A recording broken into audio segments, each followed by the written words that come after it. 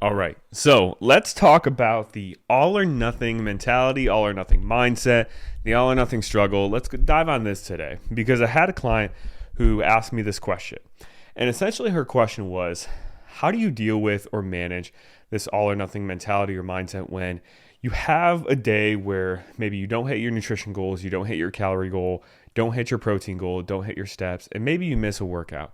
How do you manage that and deal with those days and make sure that they don't turn into multiple days in a row, multiple weeks in a row, multiple months in a row to where you are potentially undoing weeks and months worth of progress over that time frame because you fell into this trap and got off of your routine.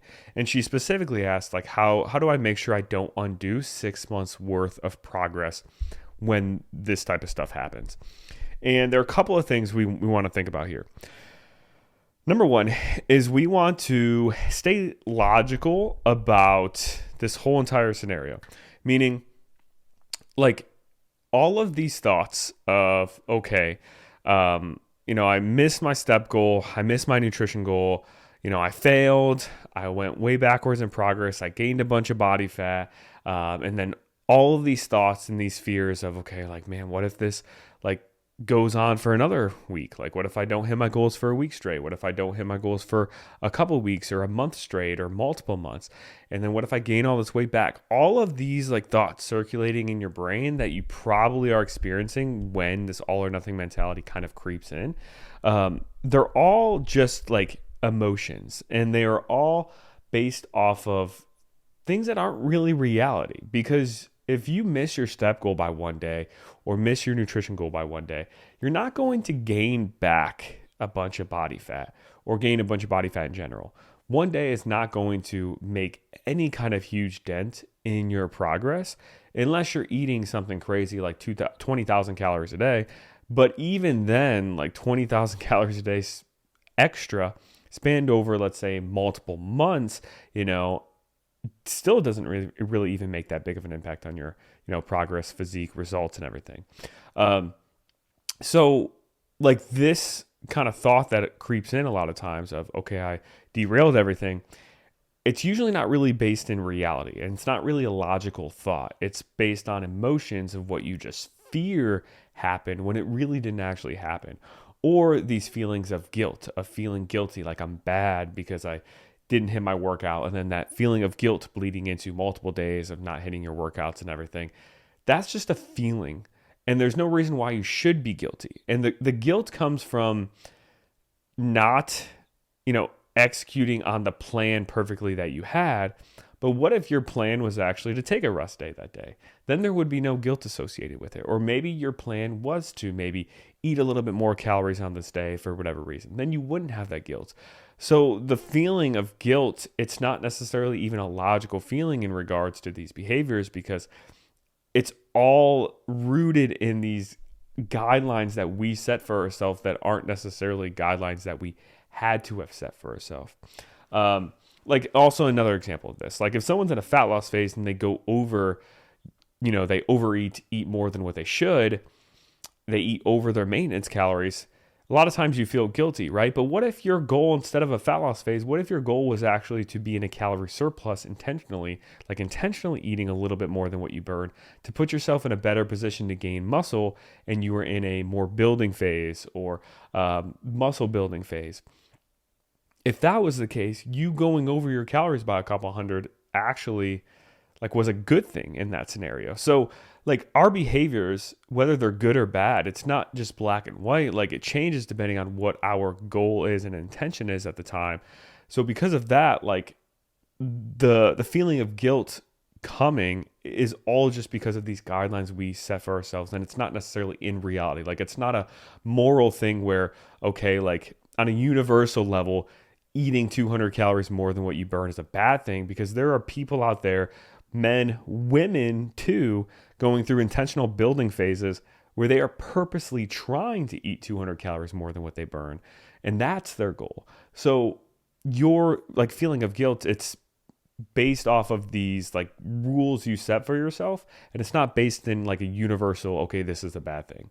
So remember that too. Like, go back and realize, okay, these emotions I'm experiencing, they're not necessarily based in reality. And also, this client, part of her question was, how do I manage this so I don't undo 6 months worth of progress if I fall into this all or nothing mentality? And that's also not based in reality, that kind of fear, because it hasn't happened yet. Like, you're having this anxiety and this fear over some result that hasn't even occurred, right? Oh, I'm going to undo 6 months worth of progress. Like, it's going to take a really long time to truly undo 6 months worth of progress. And it's something that hasn't even happened yet.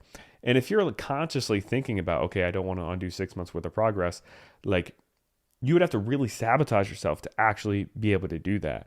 So that's something else. Like, all of these kind of thoughts circulating in your head and this fear of this all or nothing mentality and this mindset is based off of emotions and not necessarily based off of the reality of the situation, what's actually happened. And the damage that you've done from one day of not hitting your goals, which is like very, very little. And then also the damage that will be done in the future, like, you don't even know if that's going to happen yet. And you have control over it, right? It's not like you're just going to magically undo 6 months worth of progress. Like, you have the direct control over what your behaviors are. Second point to think about is, with this all or nothing mentality, is a lot of times people have these negative emotions because they feel like they went backwards in progress. They've been on point with their fat loss phase, calories and everything, let's say for a few weeks straight. And then all of a sudden they have one day and they're like, oh, I gained all this weight back. But think about the opposite scenario. What if you were eating like crap and gaining a bunch of weight and really struggling with losing weight? And then you decided, you know what? I'm going to, sign up for coaching. Joey's going to give me my fat loss range of calories, or, I'm going to do this diet or whatever. And you executed perfectly for one day. What kind of dent do you think that would do in your progress in the opposite direction of you actually seeing a huge change in your body composition, seeing a huge change in how you look, seeing a huge change in how you feel in just one day? Probably not very, very big. So if you're not going to expect a huge change in your body weight, your progress, your body composition, and your body fat by being perfect for one day, you shouldn't expect to see some kind of big negative change in the opposite direction when you miss a workout or you miss your steps or you don't hit your nutrition goals, right? That would be illogical to think, okay, one day is going to really ruin my results, while at the same time, one day of being perfect isn't going to really make a difference. Like, that doesn't make any sense when you logically think that through. So a lot of this avoiding the all or nothing mentality is just switching your emotional brain off and turning your logical brain on, and almost even like pulling yourself out of the situation and thinking, okay, what if my friend or if my family member did this? What would I tell them? I would logically say, hey, like, one day isn't going to ruin everything, just like one day isn't going to give you a six pack. Like, it's going to take a lot of days of missing your goals to actually undo all that progress. Third point is that you only really have to be consistent like 85% of the time to see great results in a year's time. Like, I mean, you can achieve great results with 85% consistency. So there's 365 days out of the year. Off the top of my head, 85% is probably somewhere around, let's say 320, maybe 315 days out of the year. So that leaves you with, let's say 50 days or 45 days out of the year that you could not hit your goals theoretically, but still see actually great progress. Not only not lose any progress, but see great progress over time. And that's thinking about these other, 50 days, 45 days, where you're maybe not even close to your calorie range. And remember that when it comes to your calorie range, your step goal, all of this stuff, there's always like a spectrum of how close or far away you are. It's not just black and white. Like, if you have a calorie range of 1,800 to 2,000, it's not black and white. Like, if you don't hit that goal, let's say you eat 2,100, oh, I gained a bunch of body fat. Like, that's only 100 calories over your actual calorie range you were aiming for, which is still really close. And there's a big difference in the change in your body in the negative direction that you might see from going 100 calories over your maintenance versus if you ate 3,000 calories or 4,000 calories in a day, right? Like eating that much more than your maintenance is going to make a much bigger impact on your progress overall. So not only like do you have multiple days out of the year where you really could not like be that close to your goals but still see great progress, but also if even on half of those days that you don't hit your set range of calories, you are at least somewhat close by within 100 calories or within 200 calories of that goal, and you're not way off, that's going to minimize that quote unquote damage even more.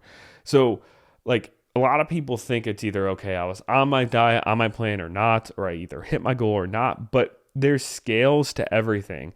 There's degrees to everything of how healthy, quote unquote, we are. Like, you know, if our blood pressure, or let's go with blood cholesterol, if our blood cholesterol is 5 points higher than the norm or the safe range, versus if it's 100 points higher than the norm or safe range, that makes a huge difference, right? Both are technically, because we have to like set some kind of guideline or range to like have something to shoot for. But both scenarios, your cholesterol is quote unquote technically high, but one scenario, it's only 5 points higher than the norm, and the other is 100 points, which makes a big difference in your overall risk and how, you know, good your blood panel is and all of that.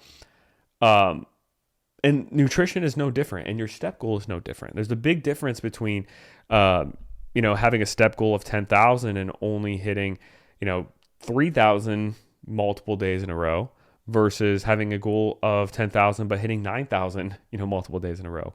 One might make a decent impact on your progress you see that week. Another one is still really close to that overall goal. So remember, these things are all like on a scale, and whether or not you have like a set range or a set target to hit, like, because we have to have some kind of target or hit so we know what to aim for, you know, for the day.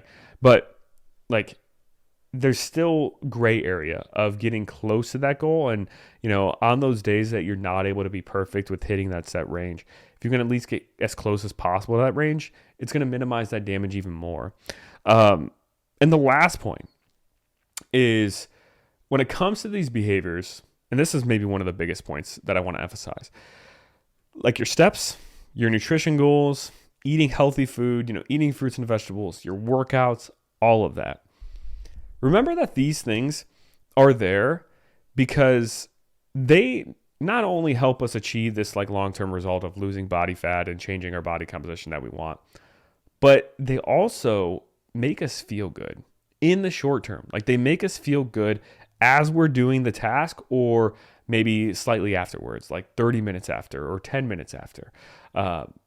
These behaviors shouldn't be just viewed as a means to an end. Like, I hate working out, I hate eating healthy, I hate going on walks, but I'm just going to bust through it and do it anyway so I can look better in a bikini in the summer. Now, in the beginning, you might go into it with that mentality. You might not enjoy working out. You might not enjoy eating healthy. You might not enjoy going on walks. And you might have to push through and have that discipline to do those things and not really feel any kind of positive reinforcement from them except for that external result you get down the road.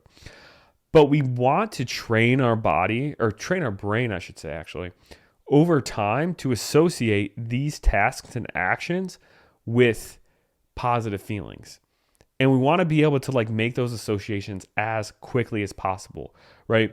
Now, if you only focus on the external result that you're looking to get down the road, there's a big time delay between when you actually do the task and when you actually feel that positive reinforcement. So if you want to lose 20 pounds over the next 6 months, and that's your overall goal, and that's the only reason why you're working out, going on walks, or eating good nutritious foods, it's going to take 6 months to actually get that positive reinforcement of, being able to fit in that bikini better or feel more confident in it. Now, you'll achieve like little wins along the way. Once you lose your first 5 pounds, you'll start to feel a little bit slimmer. You'll feel excited about that. But even then, like losing 5 pounds of body fat is probably going to take 4 to 6 weeks potentially, depending on, where you're starting.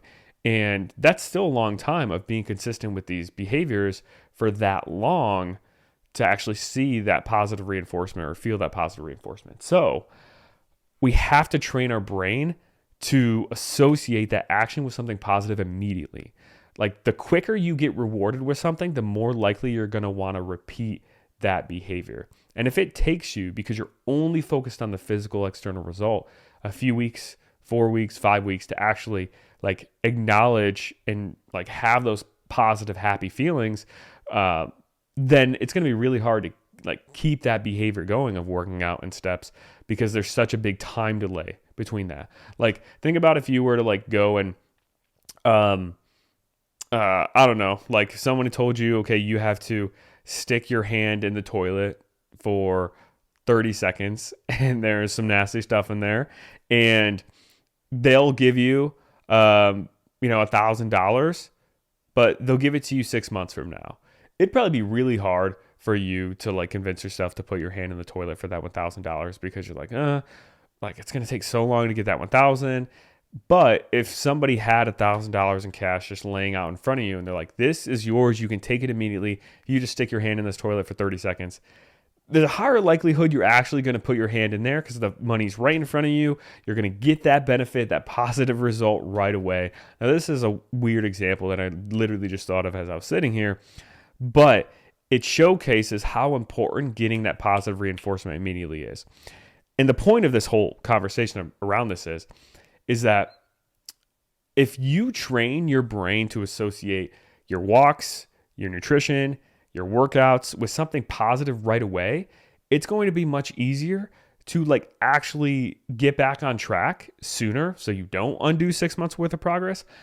And it's also going to make it easier for you to actually like want to just get back on track, because it makes you feel good. So every time I have a meal that, is really balanced with a lean protein, a fruit or vegetable, and a healthy carb, as I'm eating it, and also especially after I'm eating it, I consciously remember and force myself to think about, like, how does my body feel right now? Oh, it's feeling really good. Like I can almost feel like just the nutrients dense foods going through my digestive system and through my bloodstream. Now, obviously, digestion takes a little bit of time.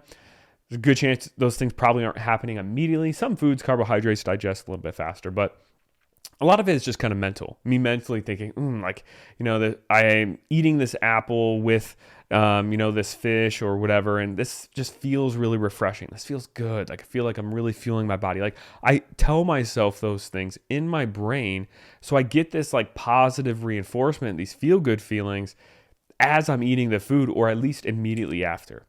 Or if I'm going on a walk, like as I'm walking, I'm thinking in my brain, like this is really like making my stress level go down. Oh, this is nice, quiet time that I can dive into a podcast. This is nice time for me to do this or that, like as I'm reading. Like I think, or as I'm walking, I think those things through as I'm doing the task, or when I'm working out, as I'm even doing my sets. I hit a really hard set. Maybe I hit a little PR by 5 pounds, or I do an extra rep, and I'm like, man, like it feels so good to like get stronger, every couple of weeks, to put more weight on the bar or to do an extra rep. Also like that feeling, that pump feeling you feel in your muscles after doing a set. And you're like, oh, like I can feel my, biceps hugging my t-shirt, or my t-shirt hugging my biceps. I can feel like the pump in my quads or my glutes. Maybe looking in the mirror, checking yourself out, man, like my glutes look pretty nice, like do those things as you're doing the activity and working out. And that is a way to like feed your body positive reinforcement as you're doing the actual behavior, versus having to wait, 4 or 5 weeks to visually see a little bit of progress, or having to wait 6 months to lose that 20 pounds to actually like reward yourself that way. Because if you train your brain to enjoy these tasks, working out, getting your walks in, and eating good nutritious foods, then there's not that much convincing you have to do to get back on track to avoid ruining all of your progress. Because you train your brain to actually enjoy these things and to get some kind of thing like positive reinforcement immediately out of them. Like think about if there was a Netflix TV show that you love to watch, and you, for whatever reason, work was late or whatever, you missed one episode 1 week, and the next week rolls around and your friend's like, hey, you gonna watch, watch this show this week? And you're like, I love the show. It makes me feel good when I watch it, but I missed it last week. So like, I'm just going to stop watching. Like that doesn't logically make any sense, because it's something you enjoy doing. You have the capability to do it.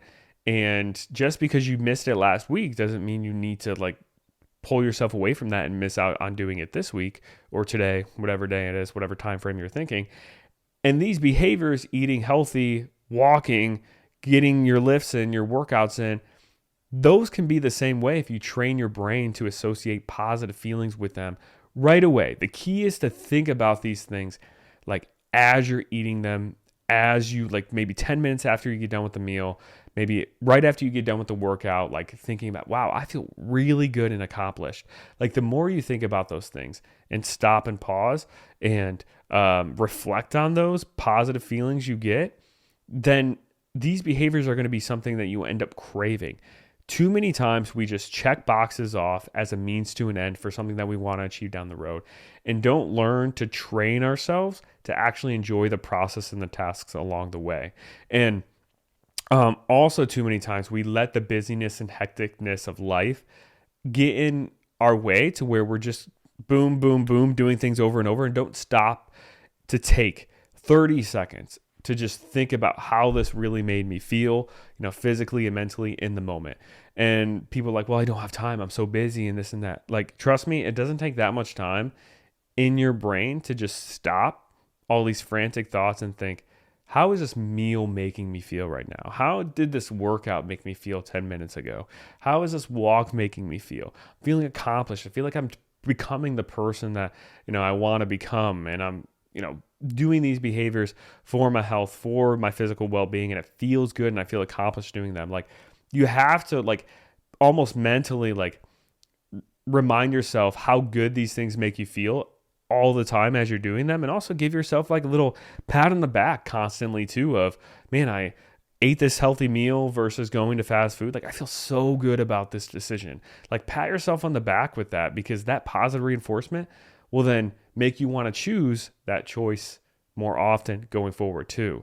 So a big key of not falling into this all or nothing mentality is training your brain to actually enjoy these behaviors and tasks you're trying to be consistent with. Because if you can learn to enjoy it, then it doesn't make sense for it to be something that you end up stopping to do for multiple months in a row. Because why would you stop doing something that makes you feel good? So hopefully this is eye-opening, helpful. Appreciate you all, and I will see you guys in the next one.